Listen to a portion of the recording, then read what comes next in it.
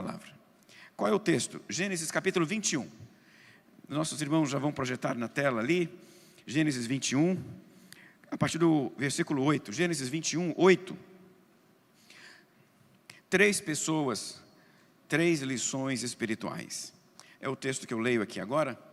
O tema da mensagem é exatamente este: 3 pessoas, 3 lições espirituais. Gênesis 21, 8 a 21. Já apareceu lá. Você pode ficar de pé, se você puder. Vamos ler juntos assim esse texto. Gênesis 21, 8 até o 21.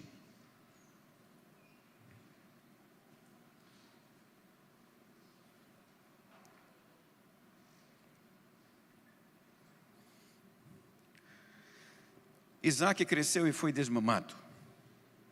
Nesse dia em que o menino foi desmamado, deu a Abraão um grande banquete.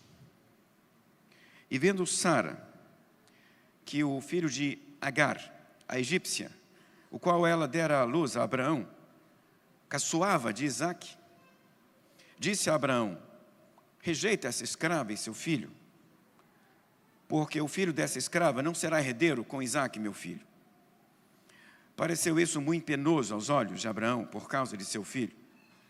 Disse, porém, Deus a Abraão: não te pareça isso mal por causa do moço e por causa da tua serva? Atende a Sara em tudo que ela te disser, porque por Isaque será chamada a tua descendência. Mas também do filho da serva farei uma grande nação, por ser ele teu descendente. Levantou-se, pois, Abraão de madrugada, tomou pão e um odre de água, pô-los às costas de Agar, deu-lhe o menino e a despediu. Ela saiu andando, errante, pelo deserto de Berseba.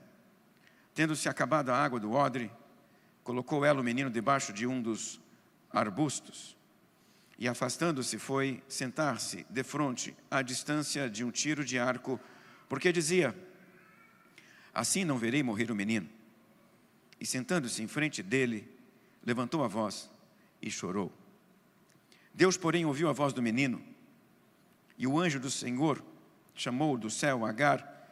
Ele disse: que tens, Agar? Não temas, porque Deus ouviu a voz do menino, daí onde está. Ergue-te, levanta o rapaz, segura-o pela mão, porque eu farei dele um grande povo. E abrindo-lhe Deus os olhos, viu ela um poço de água, e indo a ele, encheu de água o odre e deu de beber ao rapaz. E Deus estava com o rapaz, que cresceu, habitou no deserto e se tornou flecheiro. Habitou no deserto de Parã, e sua mãe o casou com uma mulher da terra do Egito. Vamos orar? Pai, nós pedimos a graça do Senhor sobre nós aqui nesse momento, que o Espírito do Senhor nos abençoe, nos fale aos corações, em nome de Jesus, amém, Senhor. Se assente, meu querido, pode se assentar. 3 pessoas e 3 lições espirituais. Estamos diante de um dos textos mais dramáticos do Antigo Testamento. Nós sabemos que as coisas do Antigo Testamento, elas têm elementos muito peculiares aos tempos antigos. Isto aqui, meu querido, é a história antiga. E os povos lá da antiguidade tinham práticas e costumes que eram daquela época, não são replicáveis. E entre estas práticas daquela época, estava a prática da senhora da casa entregar uma serva da casa para ter um filho com o marido dela, caso ela não gerasse filhos. No mundo antigo, isso tem uma razão daquela época. Eu preciso que você entenda isso. É daquela época. Eles são nômades, vivem andando para um lado e para o outro e precisam desesperadamente ter filhos. Nesse contexto de nomadismo, a ausência de filho significa o fim da tribo, o fim completo e absoluto daquele grupo. Eles precisam de filhos. Nós temos vários textos no Antigo Testamento falando disso, da necessidade de ter filhos, e muitos filhos, e filhos, e filhos, e filhos. Aí vem um salmo que diz assim: bem-aventurado aquele que enche a aljava de filhos. Quanto mais filhos, melhor. É o mundo da época. É um período em que o Abraão está andando para um lado e para o outro. Depois vem o filho dele, Isaque, que vai andar para um lado e para o outro. Depois vem o Jacó, que também vai andar para um lado e para o outro. Abraão sai de Ur, vai para a Síria, depois desce para a Palestina, depois ele vai para o Egito, volta. E é assim, ele é nômade. Eles vivem em barracas. Só que o Abraão, apesar de viver em barracas, ele é próspero. O texto diz que ele é um homem muito próspero. Então é um chefe tribal muito próspero, que não tinha filhos. E quando esse chefe tribal não tem filhos, nós temos aí que acompanhar a legislação da época, que dizia que o herdeiro será um empregado da casa. E numa conversa anterior, inclusive com a esposa dele, ele até diz: não, fulano vai ser o meu herdeiro. É ele que vai ser o meu herdeiro, você não me deu herdeiro, né? E aí a esposa dele, ela propõe então que a empregada Agar, a serva Agar, tenha um filho com Abraão no lugar dela. E isso acontece, nasceu o Ismael. Esse menino, por direito, ele é herdeiro de tudo o que Abraão tem. O texto que eu li com você o descreve como um adolescente, possivelmente por volta dos seus 14 anos. Eu quero que você acompanhe comigo a seguinte situação. Durante 14 anos, ele é o herdeiro de tudo que Abraão tem.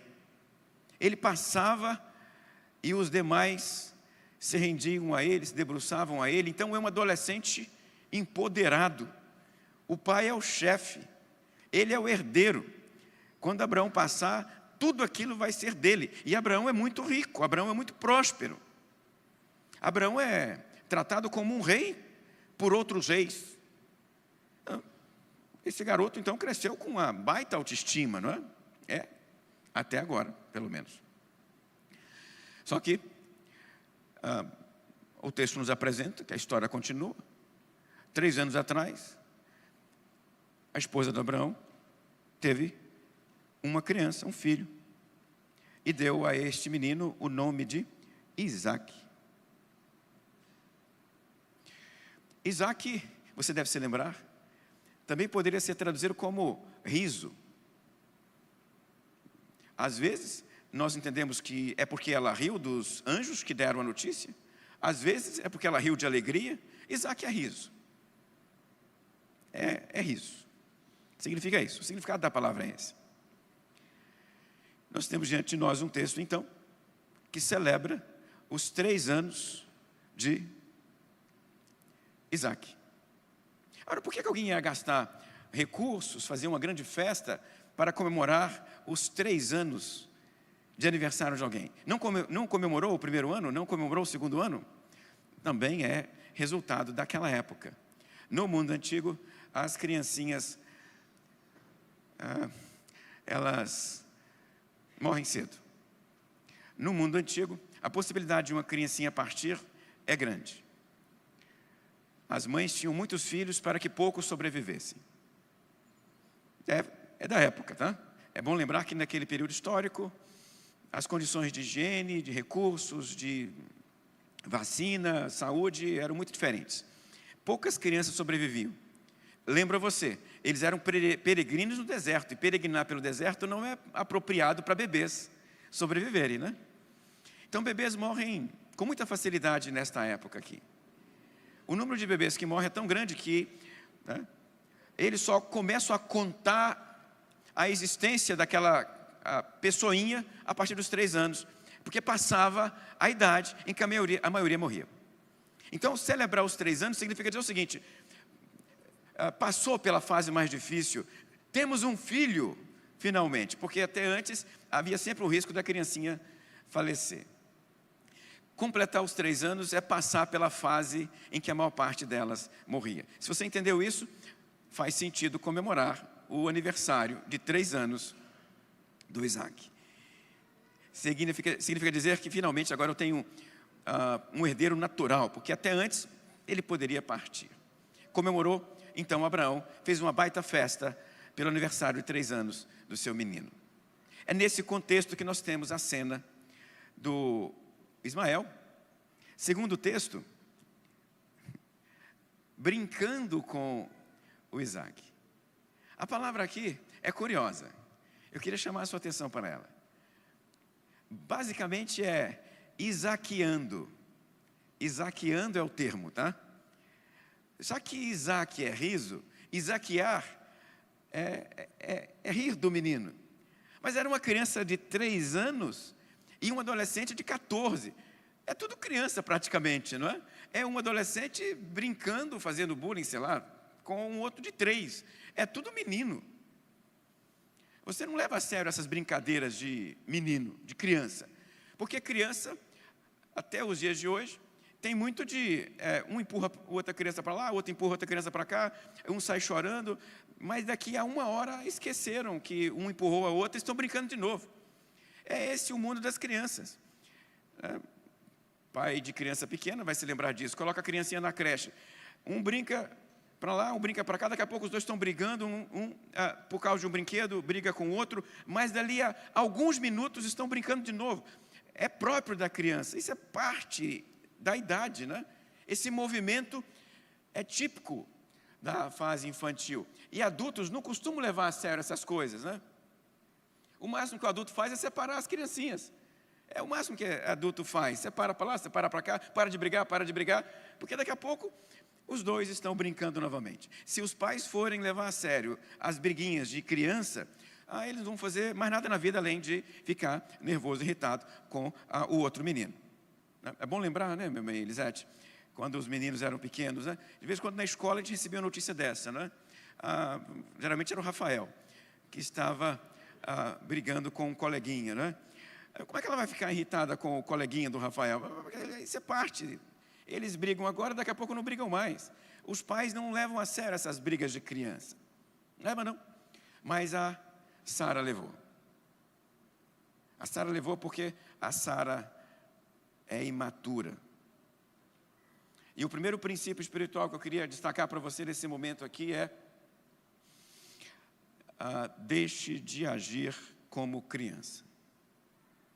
O grande problema desse texto não é a brincadeira do Ismael para com o Isaac. Porque crianças brincam, brigam, um empurra a outra, isso é coisa própria de criança, ninguém deve levar a sério o que as criancinhas fazem. Mas marmanjo não é criança.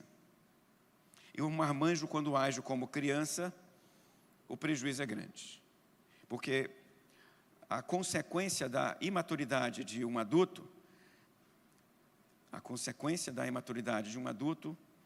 geralmente é dor, tristeza e mágoa. Pare de agir como criança. É coisa de criança, mas Sara se comporta como uma criança e vai reclamar com Abraão. Você viu o que o Ismael fez com o Isaac? Isso é coisa de criança. Ela é imatura. Entre nós, a imaturidade cobra um preço terrível. Pessoas imaturas são apegadas às coisas. Pessoas imaturas dão muita importância a coisas pequenas. E, curiosamente, pessoas imaturas não dão importância às coisas que deveriam dar. Elas invertem, porque isso é próprio também de criança. Se você dá um brinquedo para a criança, ela brinca com a caixa e não com o brinquedo. É coisa de criança. Pois bem, o imaturo, às vezes, dá importância, aqui entre nós, para aquilo que não tem importância nenhuma. E para aquilo que deveríamos dar importância, ela não dá. O nome disso é imaturidade.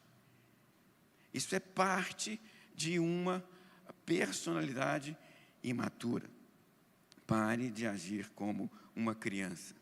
Nós temos um provérbio para descrever o que aconteceu aqui. A Sara fez tempestade em copo d'água. Conhece o provérbio? Tempestade em copo d'água. Está lá o copinho, né? Para fazer uma tempestade no copo d'água, você tem que balançar muito o copo, né? Para o negócio fazer uma tempestade de verdade. E é o que Sara está fazendo. 2 crianças, um de 14, um de 3. Ninguém deveria levar a sério o que eles estão fazendo, mas ela leva. Por quê? Porque ela é tão imatura quanto aqueles meninos. Uma pessoa imatura, então, quando ela percebe um risco na parede, ela quebra a parede todinha, às vezes de birra e de raiva, resultado da imaturidade. Tem muita gente por aí afora se comportando como criança, e quando isso acontece, as consequências são dolorosas. Pequenos problemas, coisas pequenas viram coisas enormes. 2.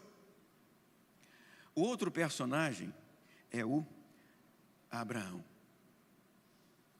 O Abraão, nós o conhecemos há bastante tempo no texto, né? Ele vem se movimentando e crescendo, e ficando rico, e ficando próspero, e se desenvolvendo, e nós vamos acompanhando o sucesso deste homem. É muito bonito perceber o que está acontecendo aqui. Deus abençoando, ele prosperando, é bonito ver isso. Em algum momento do texto, nós lemos o episódio da destruição daquelas cidades. E você se lembra muito bem que o Abraão é aquele que foi lá e briga com Deus em oração, para que Deus não destruísse a cidade. Está lembrado disso? Senhor, não destrua por amor a 300. Senhor, não destrua por amor a 200. E ele vai brigando com... É um homem de oração, de guerra. Ele quer salvar o sobrinho dele, ele vai então em oração disputando com Deus e pedindo. É um homem que se esforça para Deus não destruir aquelas 2 cidades. Guerreia com Deus para não destruir aquelas 2 cidades. Era um homem aparentemente cheio de compaixão, correto? Mas compaixão que aparece e desaparece. Compaixão interessada, compaixão compromissada, não é uma compaixão generalizada. Ele decide ter compaixão e desligar a compaixão. É como se fosse, né, uma compaixão que tem um botão de liga e desliga. Ele liga numa hora e desliga na outra. Ele chora pelo pessoal de Sodoma e Gomorra no momento e não derrama uma lágrima pelo menino dele e pela serva Agar. É claro que o texto diz que ele não gostou do que a esposa tinha pedido. É claro que o texto mostra para a gente que, segundo o relato, o próprio Deus disse, pode deixar que eu vou cuidar deles. Mas ele é o pai desta criança. Ele é o pai.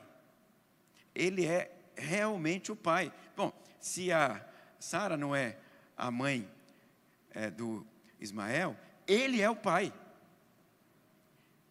Ele é o pai. E a Agar é a serva, sim, é verdade, né? Mas ela é mãe do filho dele. Mas nesse momento, a compaixão estava desligada. E para desligar a compaixão, ele precisa seguir uma série de ritos. E o texto nos apresenta os ritos, né? Levantou-se Abraão de madrugada, tomou pão, um odre de água, pô-los às costas, deu-lhe o menino e despediu. Versículo 14. Rapidamente, um após outro. Isso aqui é um rito. O texto apresenta para a gente, o texto que eu li com você aqui, apesar do aspecto dramático dele, tem alguns elementos bonitos de perceber o movimento.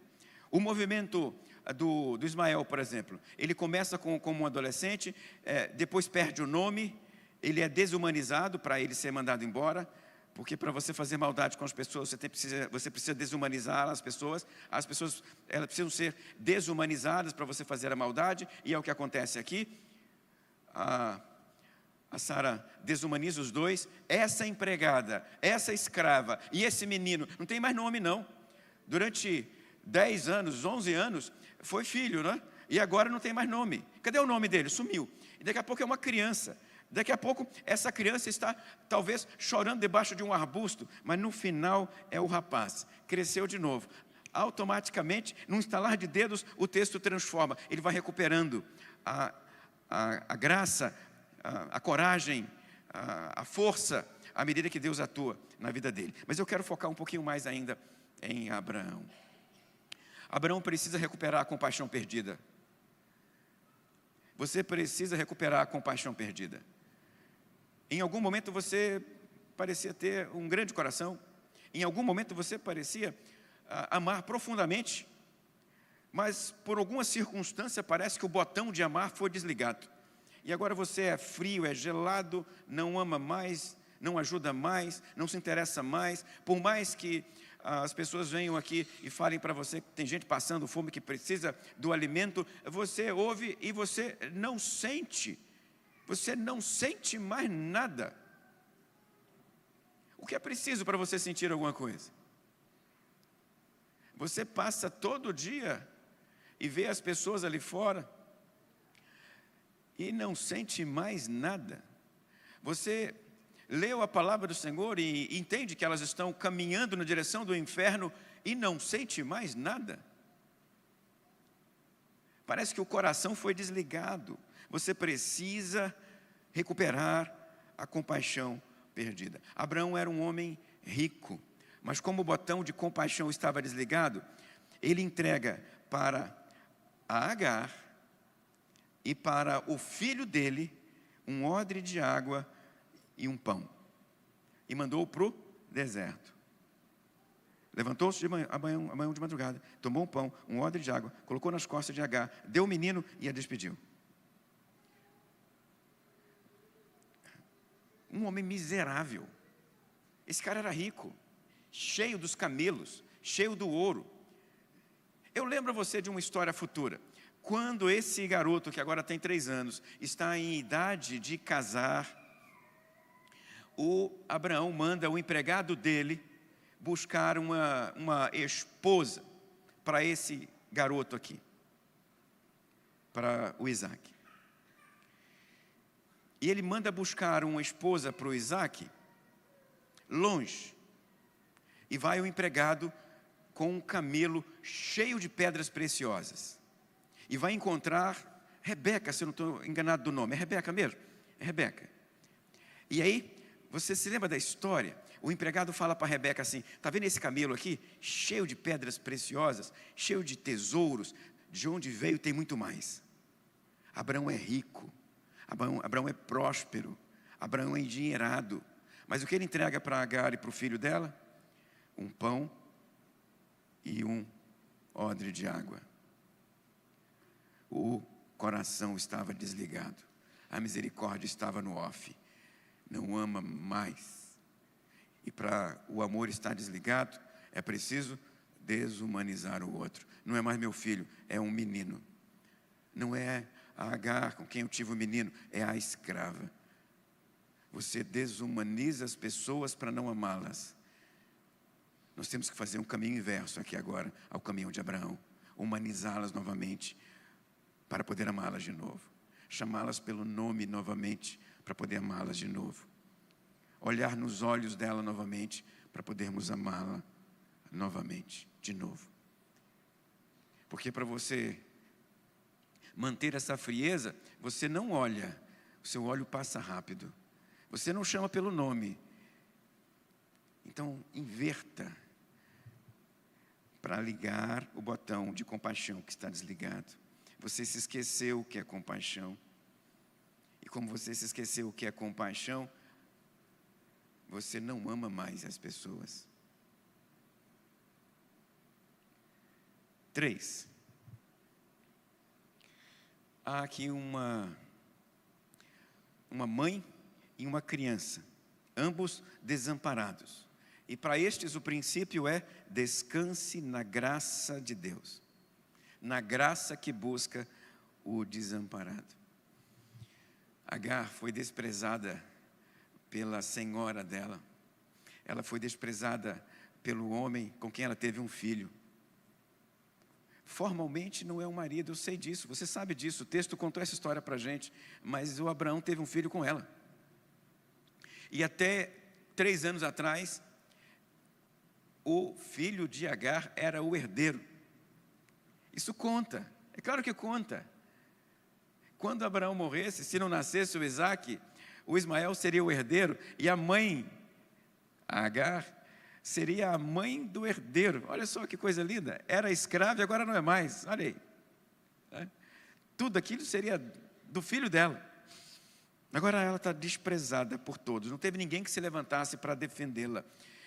Não teve ninguém que se levantasse para dizer, Sara, pega leve, é coisa de criança, eles estão só brincando, para com isso. Não leve a sério essas coisas, para de fazer tempestade em copo d'água. Ninguém levantou-se nesse momento, ninguém levantou-se para defender a Agar e o garoto, o Ismael. Não teve uma voz. E é possível que eu tenha aqui, entre nós, ou até mesmo nos ouvindo nesse momento, pessoas que estão desamparadas do mesmo jeito. Pessoas que olham para um lado, olham para o outro e não percebem nenhum interesse. Ninguém parece querer ajudar. Ninguém se importa. Essa é a sensação que você tem? Que ninguém se importa com você? Que ninguém se importa com as suas dores, com a sua tristeza, com a sua dificuldade, com o seu sofrimento? Essa é a sensação que você tem? Que ninguém se importa? Pois bem, estes dois experimentaram isso. E o texto nos revela uma verdade maravilhosa que eu quero compartilhar com você. Tem alguém que se importa com você. O texto me mostra isso com clareza. Mesmo que o cônjuge tenha feito com você o que Abraão fez. Mesmo que os pais tenham feito com você algo semelhante. Mesmo que os parentes todos tenham feito com você essas coisas aqui. Tenham te abandonado. Tenham te esquecido. Mesmo que você nesse momento esteja percebendo que não há uma pessoa olhando por você e para você. O texto me diz que Deus olha para você e por você. E não apenas olha, Ele se move na sua direção, porque Deus vai ao encontro do desamparado. Esta é a verdade, este é o princípio, Deus vai ao encontro do desamparado. E o texto me mostra aqui uma coisa que eu quero que você preste bastante atenção. Quando ela estava lá chorando porque a água acabou, não tem água no deserto. Quando não tem água no deserto, o que acontece? Você vai desidratar e morrer, em pouquíssimo tempo. Porque você pode até passar um tempo razoável sem comer, mas sem beber, você morre em pouquíssimo tempo. Sem água você não sobrevive por um tempo largo não, você morre rapidamente. Você precisa disso desesperadamente para viver. E ela tinha secado o odre de água, não tinha mais água nenhuma. Então ela colocou o menino no lugar, se afastou para chorar, porque ela não queria ver a morte dele. É nesse momento que aparece um anjo do Senhor, que vai ao encontro dela, desamparada, e fala assim, aquele garoto está chorando ali, mas Deus ouviu o choro dele. E nesse instante, o anjo aponta e mostra para ela o quê? Que tem um poço ali. Você prestou atenção nisso aqui? O anjo não cavou o poço. O anjo não fez a água brotar do deserto. O poço já estava ali. Não sabemos nem quem cavou aquele poço. Esse poço deve estar cavado há muito tempo. Muita gente deve ter bebido da água desse poço. Mas a mulher estava tão desesperada que não conseguia enxergar a solução na frente dela, porque o desespero cega, o desespero fecha os olhos. Você, quando está chorando, não consegue enxergar a solução. É nesse momento que Deus vem e acalma o seu coração. E quando Ele acalma o seu coração, os olhos abrem e você enxerga a solução na sua frente. Perceba que nesse momento aqui, o que você mais precisa é de tranquilidade e paz de espírito, porque quando isso acontecer, você vai abrir os olhos e vai perceber que o mover de Deus já começou na sua vida antes mesmo de Deus chegar, de você chegar nesse lugar. Antes de você chegar nessa situação, o agir de Deus já estava funcionando, o poço já estava sendo cavado. E quando você chegou ali, a solução de Deus já estava pronta. A solução de Deus te espera. Basta você abrir os olhos, mas para abrir os olhos, é preciso se acalmar, é preciso sentir o toque de Deus, a mão do Senhor sobre você. Eu lembro de uma outra história parecida com a de Agar, evidentemente, em outra circunstância.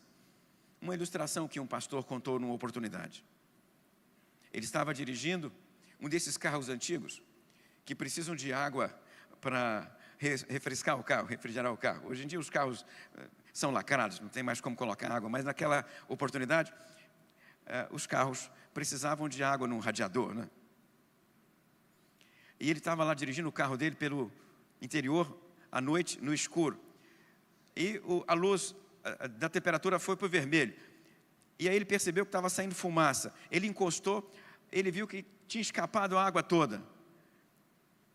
Ele ficou angustiado naquele momento. Estava tudo escuro, era interior, não dava para ver nada. Ele não podia andar mais, porque se ele andasse, o carro ia fundir o motor, ia acabar com o carro, aí sim que o prejuízo seria grande. O que ele fez? Ele simplesmente então fechou o carro, lacrou tudo e ficou dormindo ali até o dia amanhecer para pedir ajuda. Mas quando o dia amanheceu, sabe o que ele percebeu?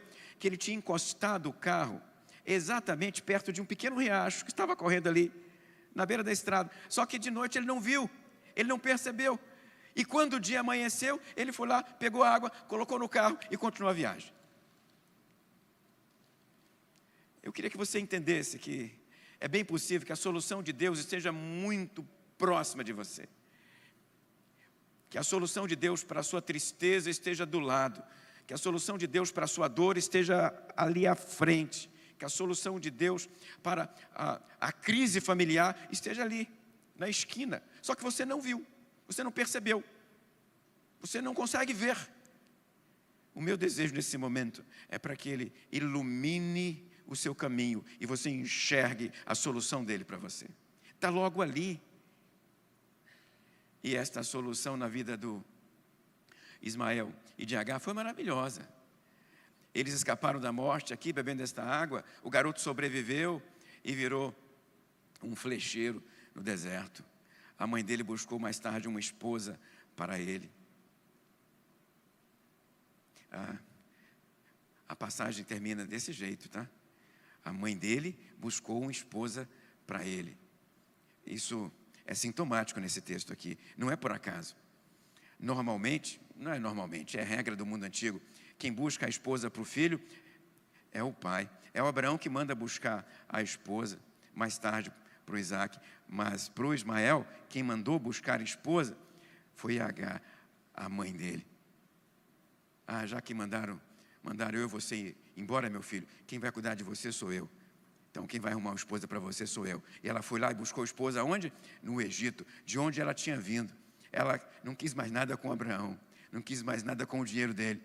Ela foi tocar a vidinha com o filho dela, longe dele, porque para ela, Abraão, não foi uma boa pessoa.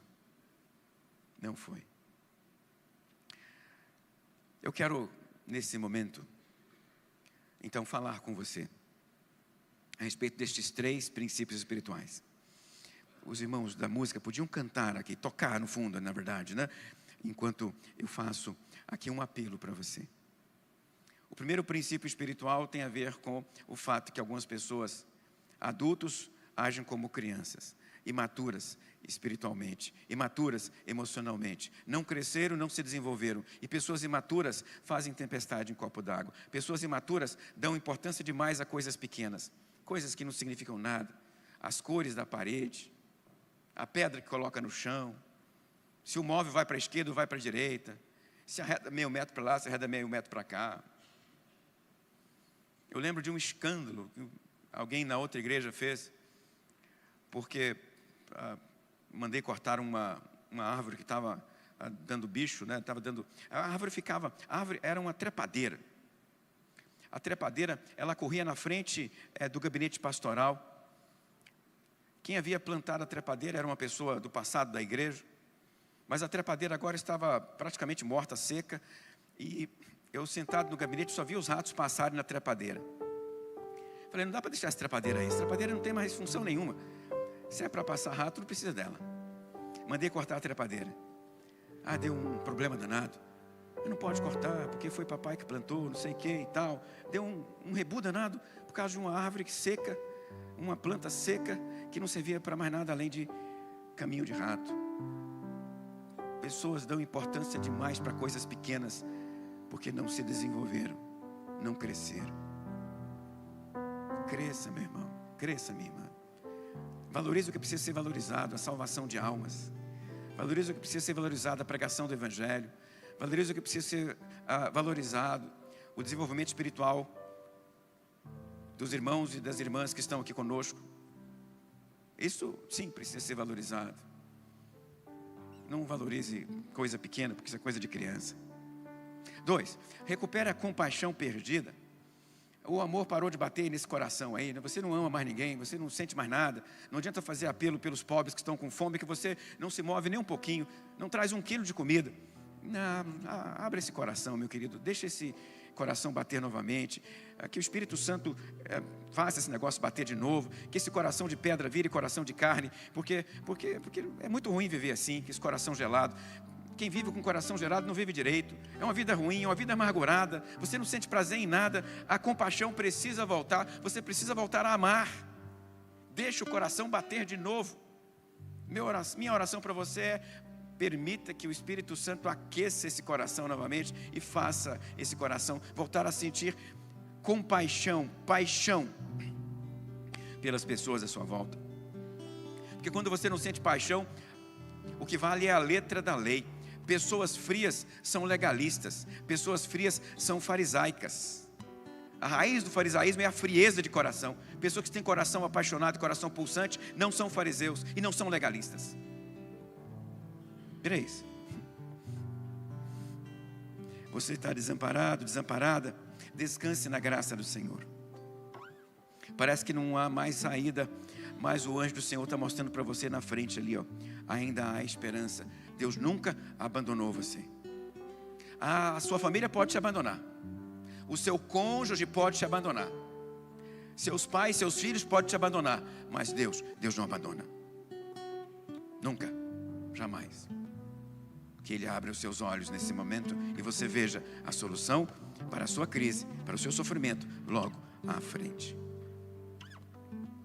Abaixe os seus olhos nesse momento. Eu quero que você fale com Deus nesse instante.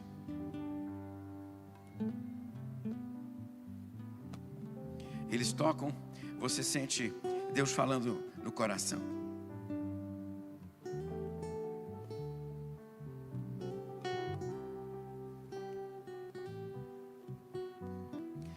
Você tem se sentido invisível, rejeitado, abandonado?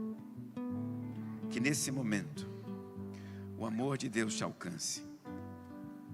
O amor de Deus que ouve o teu choro, que conhece a tua dor, a tua tristeza.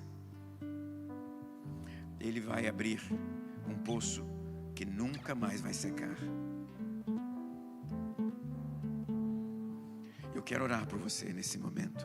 A igreja está com os olhos fechados, com as cabeças baixas, mas eu quero orar por sua vida.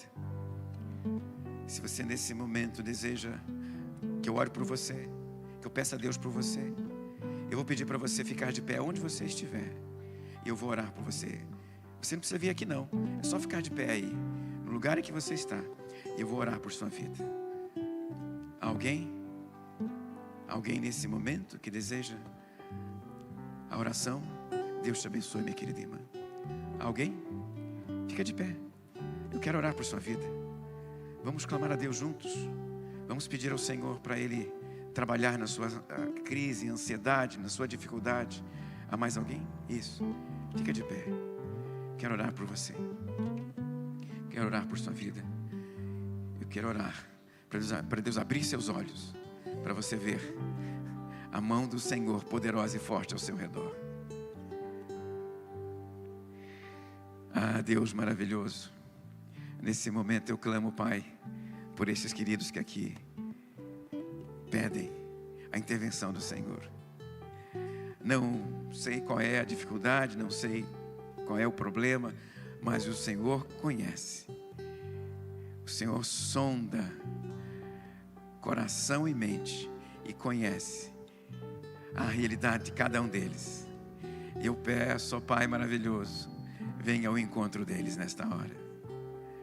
Atua, Senhor Deus, abraça, cerca, fortalece, dá esperança, Senhor.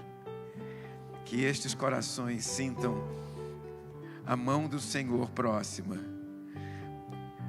Sintam o resultado, Senhor Deus, da dependência espiritual. Que o Senhor quer conduzi-los a poços de águas doces e tranquilas. Oh Deus, intervém nestas vidas. É o que eu peço nesse momento, em nome de Jesus. Amém e amém.